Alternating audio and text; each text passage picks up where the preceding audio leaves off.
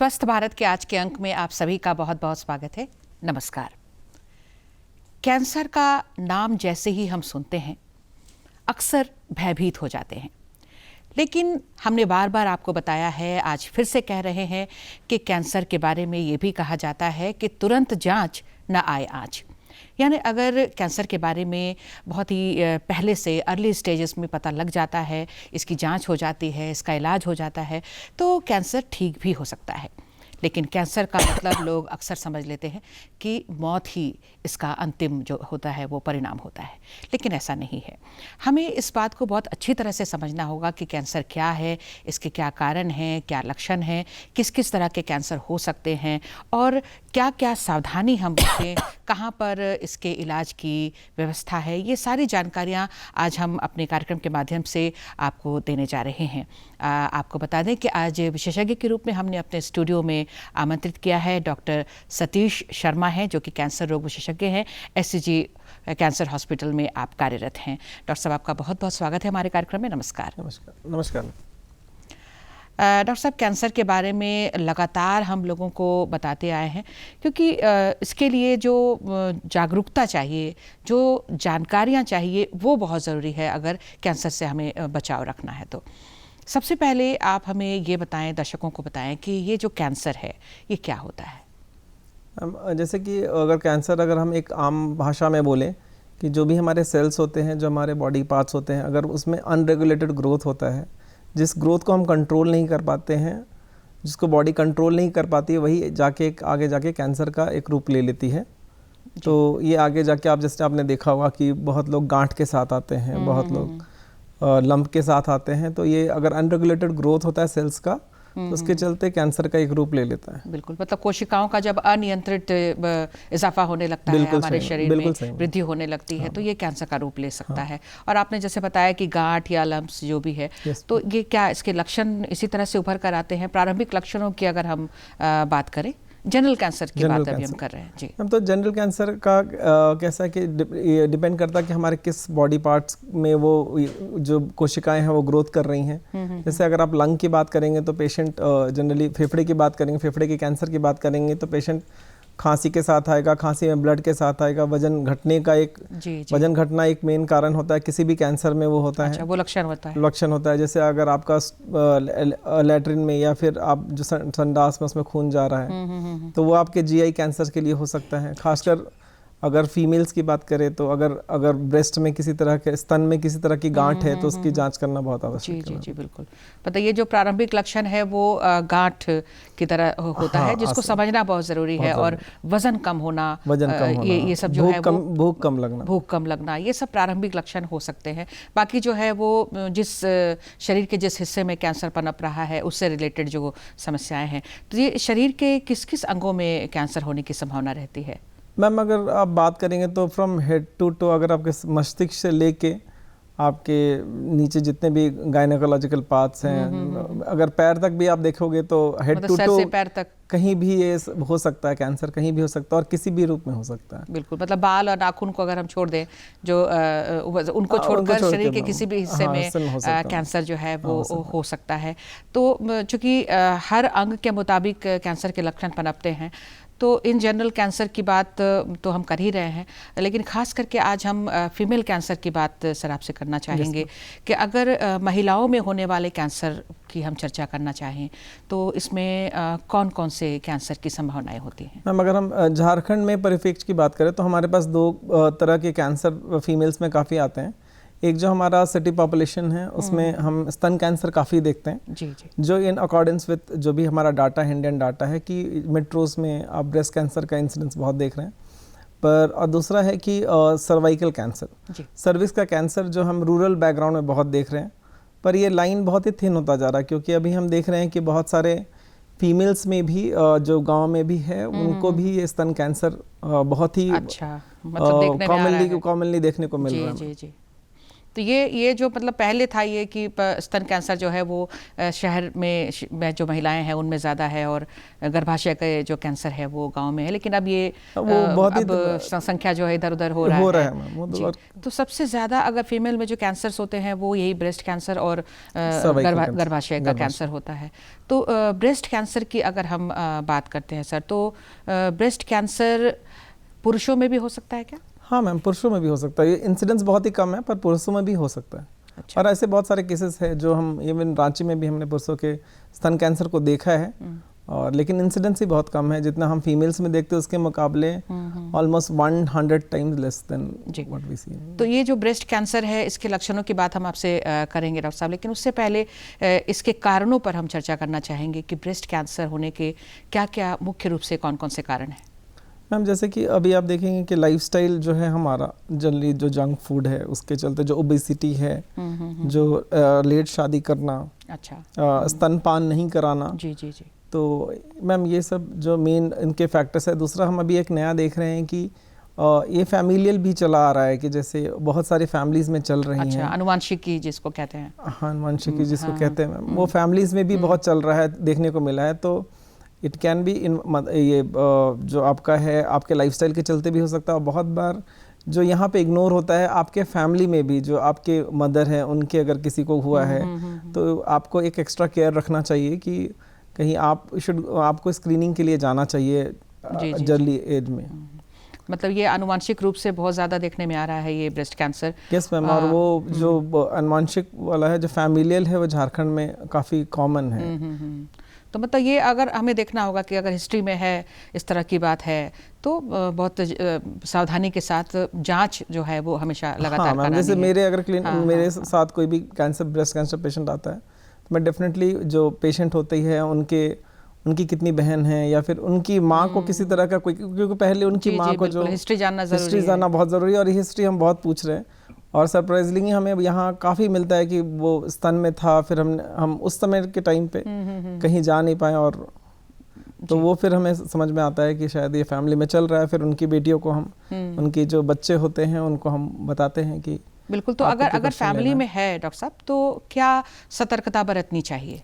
Ma'am जैसे अगर family में है और इसमें एक सब टाइप होता है ma'am, triple negative breast cancer. अच्छा। इसका इंसिडेंस झारखंड में, ईस्टर्न इंडिया में अराउंड 30 to 40% है। अगर आप पूरे इंडिया में देखेंगे तो 10 to 20% है जी। बट मतलब वो जो प्रोपोर्शन है झारखंड में काफ़ी ज़्यादा है, तो 30 to 40% है। तो इसमें एक ऐसा है कि अगर आपको TNBC है या आपको फैमिलियल है तो आपके जो बच्चे या बेटियाँ हैं उनको स्क्रीनिंग के लिए जल्दी जाना चाहिए। स्क्रीनिंग मतलब जो अल्ट्रासाउंड, ये जो MRI वगैरह जांच के लिए जल्दी जाना चाहिए उनको, और उनको सतर्कता बरतनी चाहिए।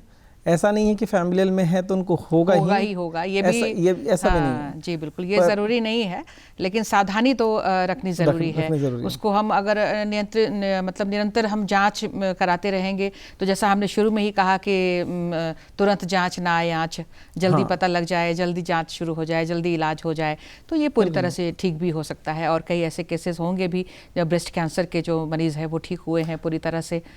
हाँ मैम बिल्कुल। मैम ब्रेस्ट कैंसर के जैसे बात करेंगे up to stage 3 breast cancer, जिनका सर्वाइवल है 10 ईयर सर्वाइवल अराउंड 90%। तो अभी मैं आपके माध्यम से मैं दर्शकों को बताना चाहूँगा, मैं बहुत बार ऐसे पेशेंट्स यहाँ आके देखा हूँ मैं कि जो स्टेज 4 है और वो बिल्कुल इलाज नहीं कराना चाहता। लेकिन मैं आपको बताऊँ कि आपके प्रोग्राम में आपके माध्यम से मैं बताना चाहूँगा कि बहुत सारे स्टेज 4 कैंसर भी हैं जो कम्प्लीटली ठीक हुए हैं और वो अभी अपना काम कर रहे हैं। अच्छा, तो ये बहुत ही पॉजिटिव बात है, और लोगों को ये समझना चाहिए कि ऐसा नहीं है कि एक बार कैंसर हो जाए तो पूरी तरह से फिर जीवन में निराशा ही आ जाता है। ऐसी बात नहीं होनी चाहिए। इसका भी अब तो और आधुनिक तरीके से इसकी जांच और इलाज की पद्धति भी आ गई है। कई नए दवाएं भी आ गई हैं हमारे बीच में जिनके उपयोग से लोग ठीक भी हो रहे हैं। अगर प्रारंभिक लक्षणों की बात करते हैं स्तन कैंसर की, तो कैसे इसकी जाँच हम कर सकते हैं और किस तरह के लक्षण उभरते हैं? प्रारंभिक जांच में कैसा है कि पहले अगर आप ब्रेस्ट में आपको किसी तरह का अगर कोई लंप दिख रहा है या आप किसी तरह के ब्रेस्ट मास को फील कर रहे हैं जी, तो आपको डेफिनेटली उसका जांच कराना चाहिए। ऐसा नहीं है कि हर एक बार आपको ब्रेस्ट में मास रहेगा तो डॉक्टर आपको बायोप्सी के लिए बोलेगा या फिर ये करने के लिए बोलेगा। बहुत बार हम एक सिंपल सा एक्सरे होता है जिसको ब्रेस्ट का एक्सरे हम बोलते हैं, अच्छा। उसको अपने भाषा में हम लोग मैमोग्राम बोलते हैं, वो भी करा के हमें समझ में आ जाता है कि बायोप्सी की ज़रूरत नहीं है, जो है उसमें डरने की ज़रूरत नहीं है। और ये जो भी है वो हमारा इंटरनेशनल प्रोटोकॉल्स होता है, तो जिसमें बायोप्सी की ज़रूरत होती है उसी में बायोप्सी करते हैं। जी जी। तो ये तो मतलब किसी तरह के भी मांस या गांठ की जैसे लक्षण हो तो जाना चाहिए दिखाने के लिए। तो इसका इलाज क्या फिर संभव हो पाता है, लंबा चलता है या फिर ठीक होता है या नहीं होता है? बहुत सारी बातें हैं जो लोगों के जहन में उभरती हैं। तो जैसे कि अगर आपको अगर कोई ऐसा लंप आ गया या आपके ब्रेस्ट में ऐसा है, आप आपने मैमोग्राम कराया, उसमें वो कैंसर के हमें लक्षण लग रहे हैं कि इनको रूल आउट करना चाहिए, और उसमें हमने बायोप्सी किया और खुदा ना खास्ता आपको आ गया, उसमें कैंसर आया, तो ऐसा नहीं है कि दैट वो आपका ख़त्म हो गया, ज़िंदगी ख़त्म हो गई, ऐसा नहीं है। हमारे पास 3 पद्धति है ब्रेस्ट कैंसर ट्रीट करने के। कीमोथेरेपी, अगर हम सामने से सर्जरी करके उसको निकाल सकते हैं, फिर हम उनको कीमोथेरेपी देते हैं जो अराउंड 8 साइकिल्स रहता है। अच्छा। और उसके बाद फिर हम उनको रेडिएशन के लिए भेजते हैं। तो इससे हम जो अर्ली स्टेज में हम जो ब्रेस्ट कैंसर को देखते हैं, हम उसको कंप्लीट क्योर की तरह ट्रीट करते हैं कि पेशेंट बिल्कुल ठीक हो जाएगा। और अब तो जैसे आपके माध्यम से अब तो ब्रेस्ट कंजर्वेशन सर्जरी भी आ गया। अभी हम पूरा ये जो है स्तन निकालते नहीं। अच्छा। एक पार्ट ऑफ निकाल के फिर उसको, क्योंकि उसको भी कंजर्व करके रखते हैं। बिल्कुल, एक शेप जो बिगड़ने की बात होती है वो भी आप उसको सुरक्षित रखने की जो पद्धति है वो भी आ गई है। और नई नई पद्धति भी आ गई है। कीमोथेरेपी भी आजकल कुछ बदलाव आ गए हैं उसमें नए तरीके से। मैं आपके माध्यम से बोलूँगा कि कैंसर का मतलब ऐसा है कि जो हमारे स्टेज 4 वाले पेशेंट्स हैं, हम अगर बहुत सारे हमारे पेशेंट्स हैं जिनको हमने सीधे कीमोथेरेपी नहीं दी, there is hormone therapy, target therapy और इम्यूनोथेरेपी भी है। तो आपके माध्यम से बताना चाहूँगा कि ये सब हमारे रांची में अवेलेबल है, और बहुत सारे पेशेंट उसका इलाज, उससे हम इलाज कर रहे हैं उन सब नई पद्धति से, जिसके टॉक्सिसिटीज़ कम है, साइड इफ़ेक्ट्स कम है, पर फ़ायदा ज़्यादा है। बिल्कुल। तो ये जो अभी रांची में जो ट्रीटमेंट की बात आपने की है, तो और अगर हम अपने झारखंड की बात करें तो मतलब कहाँ पे इसके इलाज की सुविधाएं अभी हैं, अगर स्पेसिफिक कैंसर के लिए कोई जाना चाहे तो? क्योंकि अक्सर तो आप देखते ही हैं बाहर लोग चले जाते हैं कैंसर के इलाज के लिए, तो हमारे यहाँ समुचित व्यवस्था है, इसकी भी जानकारी लोगों को होनी चाहिए। तो जैसे मैं SCG हॉस्पिटल रांची में कार्य करता हूँ, तो वहाँ पे हमारे पास कीमोथेरेपी के 3 डॉक्टर, जिसको मेडिकल ऑन्कोलॉजिस्ट बोलते हैं, हम लोग 3 लोग हैं। 2 सर्जन हैं, जो ऑन्को सर्जन होते हैं 2 लोग हैं, और 2 रेडिएशन ऑन्कोलॉजिस्ट है हमारे पास। चाइल्ड स्पेशलिस्ट जो पीडियाट्रिक ऑन्कोलॉजिस्ट है, उनके डॉक्टर भी हमारे पास अवेलेबल है। तो हमारे पास पूरी टीम है। अगर आपको बायोप्सी से लेके सिकाई तक, रेडिएशन तक, आपको कहीं भी जाने की ज़रूरत नहीं है। बिल्कुल, मतलब बहुत सारी सुविधाएं जो हैं वो अब झारखंड में हैं, और इस तरह की समस्या हो तो थोड़ा सा हम जागरूक रहें और सतर्क रहें, ताकि जल्दी से इसका पता लग जाए। तो ये ऐसी कोशिश होनी चाहिए कि ये हो ही नहीं। तो इसके लिए भी कुछ आप टिप्स देना चाहेंगे?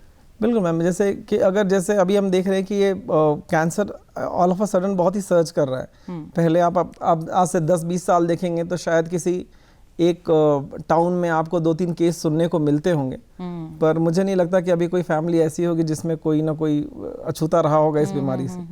तो बहुत ज़्यादा है। और अभी आप देखेंगे तो इसके 2 कारण हैं कि एक हमें है कि हमारे पास गांव में या फिर शहर में हमारे पास CT स्कैन, अल्ट्रासाउंड है। जो डॉक्टर्स है वो भी बहुत सेंसिटाइज हो गए हैं कि भाई कैंसर को करके रेफ़र करना है या फिर कैंसर का इलाज संभव है उस हिसाब से। दूसरा है कि हम ये लाइफस्टाइल डिजीज़ है, हमारे खान पान में, हमारी जो फिज़िकल एक्टिविटी है वो सब, और हमारा जो काम करने का तरीका है। तो जैसे है कि आपको हेल्दी लाइफस्टाइल मेंटेन करना है, ओबेसिटी अवॉइड करना है, और खाने में ज़्यादा जंक फूड नहीं खाना, अवॉइड रेड मीट, ज़्यादा आपको ग्रीन लीफी वेजिटेबल्स खाना है। ऐसे हम अक्सर जब भी कैंसर की बात करते हैं तो उसमें सबसे बड़ा जो कारण हम बताते हैं वो तंबाकू या तंबाकू प्रोडक्ट्स का। तो ये स्तन कैंसर में भी तंबाकू का असर होता है क्या? नहीं मैम, ऐसा स्तन कैंसर में डायरेक्टली कोई एसोसिएशन नहीं है हमारा तंबाकू का। जनरली जो हेड एंड नेक कैंसर है उसमें काफ़ी, मतलब अन्य अंगों के कैंसर में तंबाकू जो है वो बहुत बड़ी वजह है। अन्य कैंसर में जैसे कि हेड एंड नेक हो गया, मुंह का कैंसर जो है, फेफड़े का कैंसर है, और बाकी सब में आप डायरेक्टली एसोसिएट कर सकते हैं तंबाकू को, टोबैको। लेकिन स्तन कैंसर का जो है वो आपने जो वजह बताई, मेनली जो कारण आपने बताया है वही है स्तन कैंसर का, और मुख्य रूप से जो है वो आनुवांशिक होता है ये। तो इसके लिए भी जिसके परिवार में है उसको हमें निरंतर जो जांच है, अगर किसी के फैमिली में नहीं भी है लेकिन थोड़े लोग जागरूक हैं और हम चाहते भी हैं लोगों को जागरूक करना, तो कितने समय के बाद इसकी जांच जो है वो निरंतर, एक जो जनरल अगर हम हेल्थ चेकअप की बात करते हैं तो स्तन कैंसर ना हो इसके लिए कब कब हम जांच करा सकते हैं? मैम आफ्टर, जैसे जो हमारा इंटरनेशनल प्रोटोकॉल्स है वो ऐसा बोलता है कि 40 ईयर्स के एज के बाद आपको मैमोग्राम जो है कराते रहना चाहिए। और उसमें आपको कैंसर के लक्षण, सेल्फ ब्रेस्ट एग्जामिनेशन, अच्छा, आप खुद से आप देखिए कि स्तन में कुछ गांठ वगैरह है क्या, और बाद में मैमोग्राम आप कराते रहना चाहिए, ब्रेस्ट के मैमोग्राम आपको कराते रहना मतलब चाहिए। 40 इयर्स के बाद एक रेगुलर साल में एक बार या 2 बार? हाँ, एक साल में एक बार। साल में एक बार भी करा ले तो काफ़ी होता है। काफ़ी। जी, फीमेल कैंसर में अगर हम अब दूसरे कैंसर की बात करते हैं, वो गर्भाशय के मुख का कैंसर या गर्भाशय का कैंसर है, तो इसकी क्या सबसे बड़ी वजह है? मैम इसका अभी जो दूसरा है कि जो अपना सर्वाइकल का मोस्टली कैसा है कि अगर आप क्लीन नहीं रखते हैं, अपने साफ सफाई का नहीं है, तो साफ सफाई नहीं होना, मल्टीपल जो अर्ली एज ऑफ इंटरकोर्स जो है वो है, और मेनली जो हम यहाँ देख रहे हैं जो साफ सफाई नहीं होना उसके कारण ही, और जो वायरल इन्फेक्शंस बहुत, अगर आप साफ सफाई नहीं रखिएगा तो इन्फेक्शन का एक साइकिल चलता है और उसके चलते ये सर्वाइकल कैंसर बहुत देखने को मिल रहा है। अच्छा, मतलब इसका मुख्य कारण जो है वो आप संक्रमण बता रहे हैं कि इन्फेक्शंस के चलते होता है, तो इसमें साफ सफाई की बहुत बड़ी महत्ता है और इसका कारण भी जो है वो आप बता रहे हैं कि साफ सफाई नहीं रखने की वजह से होता है।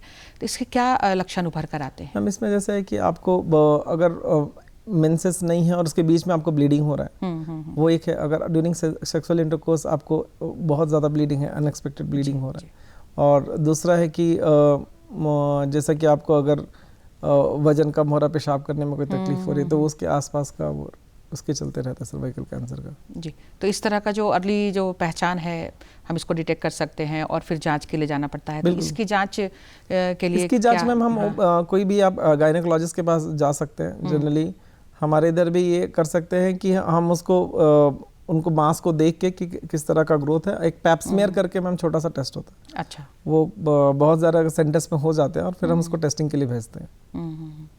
तो ये जो पैप्समेयर टेस्ट है उसमें इसका पता लग जाता है? उसमें पता लग जाता है जी। तो क्या ये ठीक होने वाली समस्या है या फिर? बिल्कुल ठीक होने वाली समस्या है मैम। इसमें हम अगर अर्ली स्टेज है तो हम इसको सर्जरी कर सकते हैं, अगर बीच के स्टेज में आता है, अगर थर्ड स्टेज है तो हम उसको सिकाई और कीमो दोनों एक साथ दे के ठीक कर सकते हैं, और बहुत सारे पेशेंट्स इससे ठीक हुए हैं। जी। अब इसमें एक और चीज़ है, मैं बोलना चाहूँगा, जो भी यंग फीमेल्स हैं उनके लिए हमारे पास वैक्सीन्स भी अवेलेबल है। अच्छा, हमारे पास टीके आ गए हैं? टीके आ गए हैं, तो हम उसको बहुत लोग को रिकमेंड करते हैं, जिनको हुआ है उनके बच्चों को रिकमेंड करते हैं। जी, कितने साल तक के बच्चे ले सकते हैं? मैम टिल एज ऑफ आप 10 साल से चालू करके 26 ईयर्स ऑफ एज तक ले सकते हैं। अच्छा, 26 ईयर तक ले सकते हैं। तो एक ही टीका है या फिर इसके भी? मैम 2 टीके, इसके 2 टीके हैं, 3 का साइकिल है, 0-6 करके, 0, 1 and 6 मंथ्स पे आपको लेना है। आज लिया, फिर 1 महीने के बाद, फिर 5 महीने के बाद। जी, तो मतलब ये इस टीके को लेने से कैंसर जो है, खास करके गर्भाशय के कैंसर को, उसी के लिए ये टीका है? हाँ मैम, सर्वाइकल 60% प्रोटेक्शन है। अच्छा। 40 to 60% प्रोटेक्शन रेट है। हाँ। और क्योंकि हम ऐसे जगह पे रह रहे हैं जहाँ पे हम इन्फेक्शन की बार बार बात कर रहे हैं, जिसमें इन्फेक्शन एक मेन कारण बताया गया है, तो क्यों ना हम उस इन्फेक्शन को ही ना होने दें। बिल्कुल। तो ये जो गर्भाशय का के कैंसर के कारण आपने बहुत सारे बताए, तो क्या करे लोग कि गर्भाशय का कैंसर जो है वो ना हो? मैम मैं पहले बोलूँगा कि भाई अपने साफ सफाई का ध्यान रखिए। बिल्कुल। दूसरा है कि अगर आप वैक्सीन ले सकते हैं तो बिल्कुल अपने बच्चों को वैक्सीन दिलाइए। और तीसरा है कि कुछ भी अगर अर्ली सिम्टम्स आते हैं तो आप बिल्कुल उस चीज़ को अवॉइड नहीं करें। बिल्कुल ही बहुत बार वो बहुत ही अर्ली स्टेज में हम पकड़ सकते हैं, जिसमें शायद सर्जरी से ही ठीक हो जाए वो। बिल्कुल। तो ये जो गर्भाशय का कैंसर है, इसमें भी तंबाकू का कोई असर है? क्योंकि आपने कहा शुरू में कि ये गांव घर में ज़्यादा महिलाओं को इस तरह का कैंसर होता है, और उधर भी तंबाकू का सेवन, लोग बीड़ी या से इसमें भी डायरेक्ट कोई ऐसा हमें टोबैको का कोई डायरेक्ट एसोसिएशन नहीं है। हाँ। पर ये गांव घर में ज़्यादा इसलिए होता है क्योंकि साफ़ सफाई को लेके ज़्यादा हमें ये लगता है, जो रूरल इंडिया है उसमें साफ़ सफाई को लेके हमें ज़्यादा है, तो उसके कारण वहाँ पे ज़्यादा देखने को मिलता है। जी। तो अगर इसके हम प्रिवेंशन की बात करें तो किस तरह का आप लोगों को टिप्स देना चाहेंगे कि क्या हम किस तरह से इसको प्रिवेंट कर सकते हैं? तो मैम जैसे लड़कियों का आपने बताया कि देर से शादी होना, या एक समाज में जो एक धारणा है उसको कैसे दूर कर सकते हैं?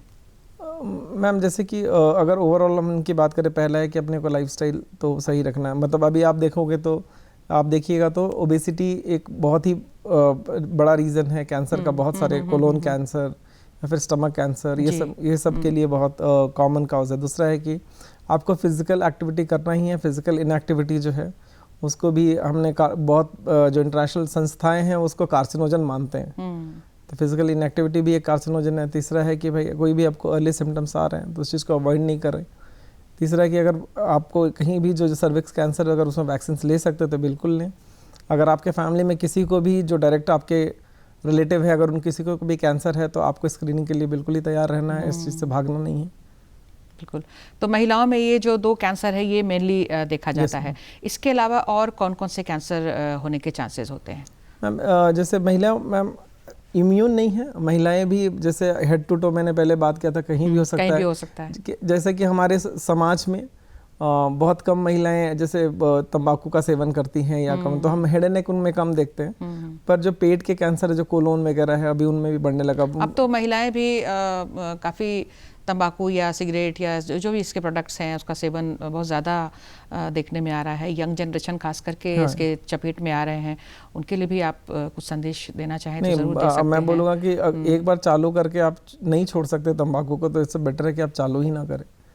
तो इससे आप बहुत सारे कैंसर्स को अवॉइड कर सकते हैं, जैसे कि आप मुंह के कैंसर को, फेफड़े के कैंसर को, ब्लैडर के कैंसर को, पेट के कैंसर को, बहुत इसोफेगस के कैंसर को, ये सब को अवॉइड कर सकते हैं। तो तंबाकू का सेवन ना करना एक बहुत ही वाइज एडवाइस रहेगा जो बिल्कुल ही आप कर सकते हैं। जी जी बिल्कुल बिल्कुल। तो अभी जैसे फीमेल कैंसर की हम बात कर रहे हैं तो फीमेल में स्तन कैंसर के अलावा गर्भाशय का कैंसर, उसके मुख का कैंसर बहुत ज़्यादा होता है। साथ ही साथ जो शरीर के अन्य अंगों में भी किसी भी तरह का जो कैंसर हो सकता है। तो कैंसर होने का जो उम्र होती है वो किस उम्र के बाद कैंसर होने की संभावना बढ़ जाती है, या फिर किसी भी स्टेज में किसी भी उम्र में हो सकता है? मैम ऐसे कैंसर किसी भी स्टेज और किसी भी उम्र में हो सकता है, किसी भी उम्र में हो सकता है। ऐसा नहीं है कि आप यंग है तो आपको ऐसा वरदान मिला है कि आपको कैंसर नहीं होगा। अभी हम देख रहे हैं कि कई कैंसर तो बच्चों में भी स्पेशली खास करके उन्हीं में होता है। जी। तो मैम इसमें कैसा है कि 50 साल की उम्र ब्रेस्ट कैंसर जो कैंसर होने की संभावना ज़्यादा बढ़ जाती है। आपका जब एज होता है तो एट द एंड ऑफ जो इसमें देखा जाए। पर हम अभी क्या देख रहे हैं, जैसे मैंने आपको बोला फैमिली हिस्ट्री है, तो फैमिली हिस्ट्री में हम देख रहे हैं कि 25 साल 27 ईयर्स को भी सर्वाइकल कैंसर हो रहा है, या ब्रेस्ट कैंसर जो हम बहुत देख रहे हैं कि पहले जो हम देखते थे 50 साल के बाद हम देखते थे, अभी वो 40 साल के अंदर भी हम बहुत सारे ब्रेस्ट कैंसर देख रहे हैं। अच्छा, तो ये जो स्टेजेस की जो आप बात कर रहे हैं डॉक्टर साहब, तो जैसे अगर फीमेल कैंसर की हम बात करते हैं तो इनमें भी कई स्टेजेस होते हैं। तो सभी फिर एडवांस स्टेज में सभी को फिर मौत का डर हो जाता है या फिर ठीक भी हो जाता है? मैम ऐसा नहीं है। मतलब मैं आपके माध्यम से 2 चीज़ बोलना चाहूँगा जो मुझे फ्रिक्वेंटली क्वेश्चन पूछा जाता है मेरे ओपीडी में। पहला है कि ब्लड कैंसर का जो आपको है, अगर ल्यूकीमिया की बात करें उसमें कोई स्टेज नहीं होता। अच्छा, ब्लड कैंसर में कोई स्टेज नहीं होता। अच्छा, ब्लड कैंसर में कोई स्टेज नहीं है, वो तो पूरे बॉडी में ही आपके कैंसर सेल्स घूम रहे हैं। अच्छा, तो या तो वो कैंसर है और या फिर नहीं है। पर आप जब किसी भी सॉलिड कैंसर की बात करोगे, जैसे फेफड़े का हो गया, ब्लैडर का हो गया, मुंह का हो गया, तो उन सब में स्टेज 1 to स्टेज 4 होता है और स्टेज 4 आपका लास्ट होता है। पर पहला ऐसा था कि स्टेज 4 हो गया तो वो लास्ट मानते थे और बिल्कुल ही घर में बैठा दो, अभी कुछ नहीं करना। पर मैं आपके माध्यम से बोलना चाहूँगा कि बहुत सारे जो स्टेज 4 कैंसर है बिल्कुल ही ट्रीटेबल है। हम उसको ट्रीट कर रहे हैं और टारगेट थेरेपी, इम्यूनोथेरेपी जो नई पद्धति आप सुनते हैं जिसके थ्रू कैंसर का इलाज हो रहा है, वो हमारे रांची में अवेलेबल है। अच्छा, और अगर ये अवेलेबिलिटी की बात करते हैं, बहुत थोड़ा सा समय हमारे पास में है, कैंसर की जो दवाएं हैं वो आसानी से उपलब्ध हैं या फिर बहुत महंगे हैं, लोगों के पहुंच से दूर हैं, ऐसा क्या है दवाओं की बात? लकली हमारे स्टेट में 2 अच्छी योजनाएं हैं। एक प्रधान जो आयुष्मान भारत है, काफ़ी अच्छा है, और दूसरा एक हमारे पास मुख्यमंत्री गंभीर बीमारी योजना, जो दोनों हमारे हॉस्पिटल में अवेलेबल है। अच्छा, तो अगर आपको कैंसर होता भी है तो एक बार आप अगर डायग्नोस कर लेते हैं तो बाकी की जो कीमोथेरेपी है और जो कीमोथेरेपी या टारगेट थेरेपी है हम उसके अंदर फ्री में होती है, सरकार के पैसों से ही होती है। जी जी। तो मतलब दवाएं जो हैं वो हमारे यहाँ पूरे पर्याप्त हैं और सरकार की ओर से भी ऐसी योजनाएं चल रही हैं जो लोगों को इसके इलाज में कोई दिक्कत नहीं होगी। तो बहुत थोड़ा सा समय रह गया, चलते चलते अगर एक लाइन में कोई संदेश आप लोगों को देना चाहें तो? मैं बोलना चाहूँगा कि जैसे कैंसर से डरने की ज़रूरत नहीं है। अगर जैसे हम कोई भी अपने लाइफ में मुसीबत आता है और हम उसको लड़ते हैं तो वैसे भी हमें और आप पेशेंट को और मुझे, हम दोनों को, सबको मिलकर कैंसर से लड़ने की ज़रूरत है और इस पे जीतने की ज़रूरत है। बिल्कुल, बहुत अच्छी बात आपने बताई है, बहुत अच्छा संदेश दिया है कि कैंसर से डरना नहीं है, इससे लड़ना है और अपने आप को बिल्कुल हेल्दी, स्वस्थ दिनचर्या हम रखें तो बिल्कुल स्वस्थ रहेंगे। तो आपका सर हम बहुत बहुत धन्यवाद देते हैं, आपने बहुमूल्य समय दिया है, बहुत अच्छी जानकारी आपके माध्यम से मिली है, लोगों को इसका लाभ ज़रूर मिलेगा। आपका बहुत बहुत धन्यवाद, नमस्कार। नमस्कार। और आप सभी दर्शकों को भी बहुत बहुत धन्यवाद, नमस्कार।